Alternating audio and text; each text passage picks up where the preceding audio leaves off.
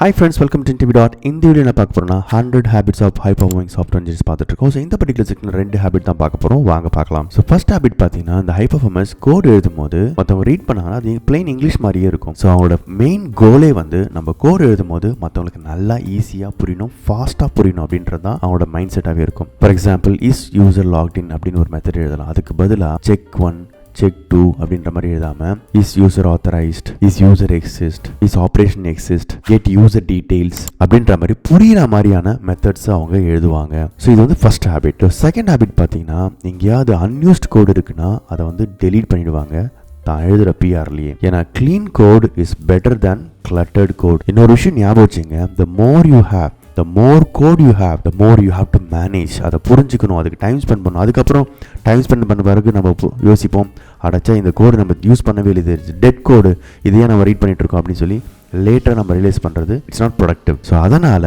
Please remove commented out lines from your old project. எங்கெல்லாம் dead கோடை பார்க்கணும் அதெல்லாம் வந்து டெலீட் பண்ணிவிடுங்க. சில நேரத்தில் வந்து சோனாரே வந்து உங்களுக்கு வார்னிங் கொடுக்கும், அதெல்லாம் வந்து கொஞ்சம் ஃபோக்கஸ்டாக பண்ணுங்க. ஸோ ஃபர்ஸ்ட் ஹேபிட் பார்த்தீங்கன்னா right understandable code. Second habit பார்த்தீங்கன்னா அன்யூஸ் கோட்லாம் வந்து டெலீட் பண்ணிவிடுங்க. Because the less you have less you can manage. உங்களுக்கு இந்த இன்ஃபர்மேஷன் ரொம்ப யூஸ்ஃபுல்லாக நினைக்கிறேன். Please subscribe to my channel for more tech videos. Thank you so much for your support and all the best for your career. Thank you. Bye bye.